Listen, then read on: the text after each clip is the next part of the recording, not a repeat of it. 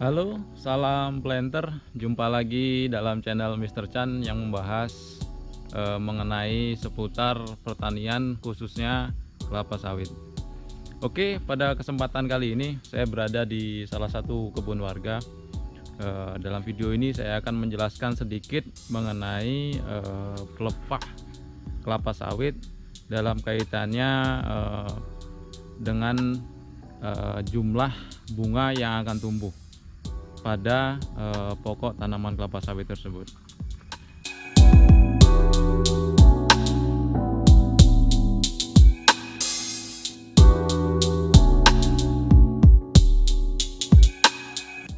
Pelepah kelapa sawit itu sendiri banyak dijadikan sebagai tolak ukur dalam berbagai hal di suatu perkebunan kelapa sawit. Nah, misalnya sebagai tolak ukur untuk kondisi pemenuhan unsur hara pada tanaman kelapa sawit seperti N, terus K dan lainnya. Dan juga untuk pelepah itu juga menjadi tolak ukur tentang bagaimana tanaman kelapa sawit itu mengalami pertumbuhan.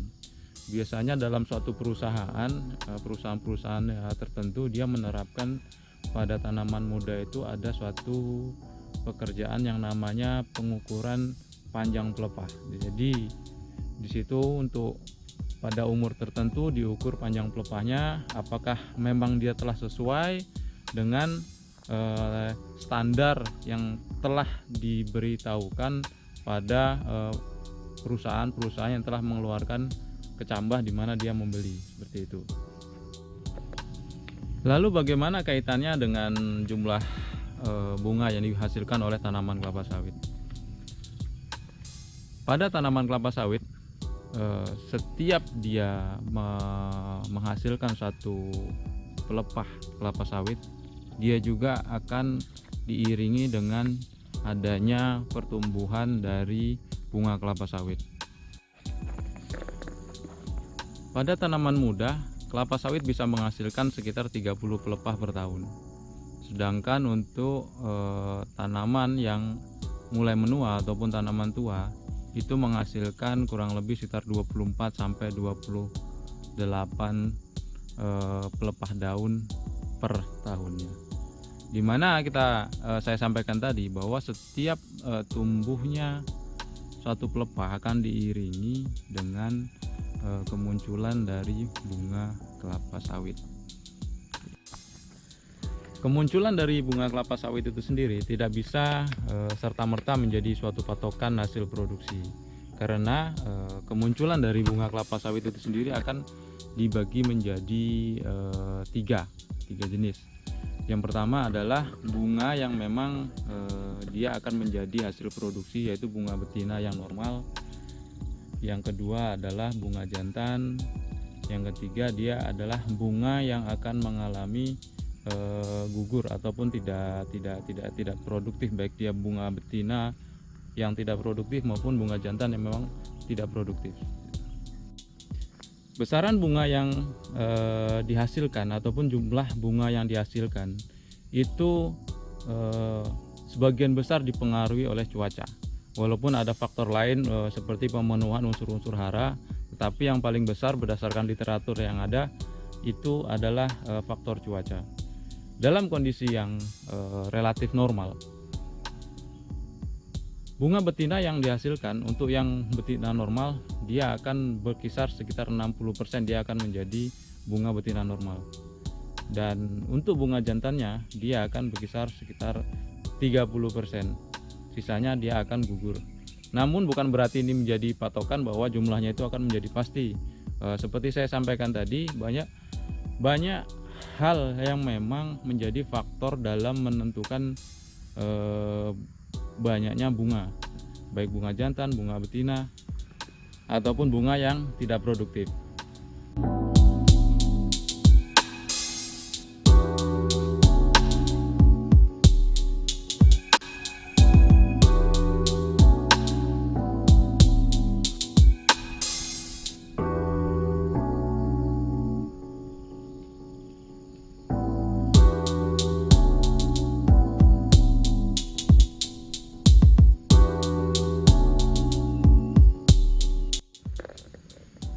Dari banyaknya bunga betina yang dihasilkan, baru kita bisa mengaitkannya dengan hasil produksi tonase per pokok ataupun kilogram per pokok. Karena dari hasil bunga betina yang normal, dia akan menjadi buah dan akan memiliki massa, dan pertumbuhan massanya itu bergantung dari kondisi tanaman itu juga, apakah memang pemenuhan unsur haranya dia tercukupi ataupun tidak gitu. Seandainya dia dalam 1 tahun dia menghasilkan 6 janjang per pokok, artinya kita tinggal mengalihkan BJR-nya berapa, jadi estimasi dari jumlah produksi per pokoknya itu sudah bisa kita dapatkan. Tetapi saya tekankan lagi bahwa hal tersebut dipengaruhi juga oleh faktor cuaca, jadi tidak bisa menjadi suatu patokan pasti bahwa jumlah bunganya nanti akan 60%. Bisa jadi dia akan menjadi lebih dari 60% dan bisa jadi dia akan menjadi berkurang dari 60%. Itu tergantung dari kondisi cuaca. Kembali ke pertumbuhan pelepah tadi itu. Jadi untuk pertumbuhan pelepah itu juga ada banyak faktor yang memang mempengaruhi munculnya suatu pelepah dalam kondisi normal, seperti pemenuhan unsur hara, dan kondisi cuaca juga dia berpengaruh. Terus air, ketersediaan air dalam suatu kebun dia juga berpengaruh. Ada kalanya dalam suatu kebun yang memang dia berada di areal pasir, biasanya di kondisinya pasir total, ataupun berada di tanaman sawit ini ditanam di atas tanah puru nih, biasanya bekas-bekas galian yang memang untuk dilakukan untuk penimbunan jalan, jadi kemudian ditanam sawit. Dia relatif pertumbuhannya lebih lambat. Dengan kata lain, bahwa pertumbuhan dari pelepah itu pun tidak bisa mencapai maksimal di situ. Jadi untuk hasil produksinya pun tidak akan menjadi maksimal di situ. Karena memang dari faktor lingkungan sendiri untuk pemenuhan unsur haranya sangat minim. Kalau dia di areal puru tentunya dia bukan topsoil lagi, tapi sudah masuk subsoil. Bahkan karena karakteristik dari tanah puru itu keras, pertumbuhan akarnya pun tidak akan maksimal. Dan juga apabila dia di tanah pasir, karena daya ikat hara pasir itu sangat minim, maka otomatis dalam pasir tersebut akan minim sekali unsur hara. Jadi untuk menunjang pertumbuhannya saja dia sangat kurang sekali untuk unsur haranya.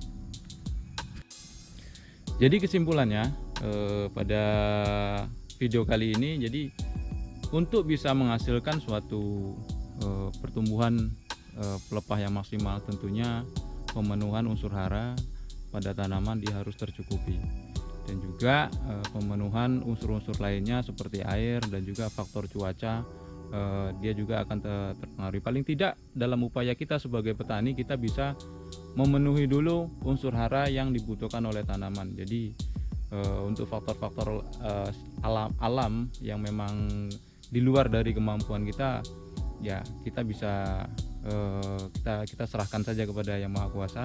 Tapi paling tidak usaha kita adalah untuk memenuhi pemenuhan dari unsur hara tanaman kelapa sawit, seperti memberikan pupuk kimia ataupun pupuk organik. Oke, mudah-mudahan bermanfaat. Sekian video dari saya. Apabila rekan-rekan memiliki pendapat lain ataupun memiliki literatur lain, silakan berikan tanggapannya melalui kolom komentar. Jangan lupa like, komen, dan subscribe-nya, dan salam planter.